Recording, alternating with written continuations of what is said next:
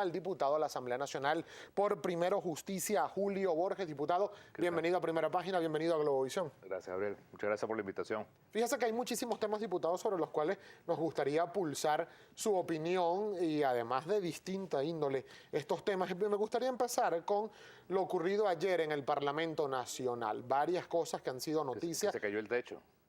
Además de que se cayó parte del techo del Parlamento. Por cierto que ese hemiciclo fue reestructurado en los últimos años en varias oportunidades. Extrañamente se cayó este techo ayer. ¿Cree que significa algo? No sé, podría tener miles de interpretaciones. Mire, diputado, lo que sí pasó ayer en la Asamblea Nacional fue que se designó una comisión mixta para investigar lo que el gobierno ha denominado una guerra económica. Se hicieron denuncias de que presuntamente estarían allí implicados activistas de oposición en Venezuela, empresarios, se habla del sector privado, de sectores políticos. La oposición no votó a favor de la conformación de esta comisión en su mayoría, pero sí hubo algunos diputados de oposición que dieron su voto favorable para la composición de esta comisión. ¿Qué pasó allí? Porque algunos consideraron que sí era pertinente aprobarla y otros no. Mira, lo importante, Gabriel, es ir al fondo del tema. ¿Qué está pasando en Venezuela? ¿Cuál es la verdad? La verdad simple y que nuestro país la vive es que el gobierno miente sobre lo que está sucediendo con el tema de las colas. ¿Por qué tenemos que hacer esas colas? ¿Por qué no se consigue la comida? ¿Por qué no se consigue las medicinas? Bueno, fundamentalmente porque el modelo económico que tenemos no funciona, el modelo que tenemos colapsó. Si el gobierno dice que hay una especie de conspiración con el tema de los alimentos, el que tiene que dar las explicaciones es el gobierno, y te lo voy a explicar de manera muy sencilla. El gobierno en Venezuela es el que decide todo, absolutamente todo lo que tiene que ver con la comida en Venezuela. Todo. El gobierno decide, por ejemplo, Gabriel, qué semillas se siembran en Venezuela. El gobierno decide qué tierras se cultivan en Venezuela. El gobierno decide qué alimentos se importan de afuera para Venezuela.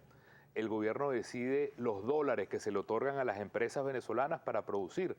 El gobierno es dueño de una cantidad de empresas que no están produciendo. Nada más te digo, en el caso de harina precocida de maíz, el gobierno tiene 8 marcas que uno no las consigue en ningún anaquel. Por si fuera poco, el gobierno es dueño de los silos donde se guarda la agricultura. Pero alega que hay un problema con la red de distribución del país, que es controlada según el gobierno nacional por quienes están saboteando. Lo dijo Maduro en su memoria y cuenta hace una semana. El gobierno controla el 70% de la distribución de alimentos. El gobierno sabe en este momento que estamos hablando tú y yo, dónde están todas las gandolas de comida en todo el país, porque tienen que registrarse. El gobierno es el que distribuye la comida con Mercal, Pedeval y Centenario. Entonces, el gran empresario de la comida en Venezuela es el propio gobierno. Entonces, él no puede achacar su culpa y su responsabilidad diciendo que en Venezuela, como siempre, hay una conspiración, hay gente que quiere simplemente tumbar al gobierno, porque siempre es el mismo cuento. En este momento, el gobierno tiene que decirle la verdad al pueblo y decir, yo soy responsable de un modelo que no funciona, y dar un paso para solucionarlo. ¿Cuál es ese paso? Producir en Venezuela la comida que hoy estamos comprando en otros países. Tan sencillo como eso. Abrir a Venezuela a producir. Bueno, fíjate tú, si tú te comes una arepa hoy, esa arepa no viene del maíz venezolano, viene de maíz mexicano.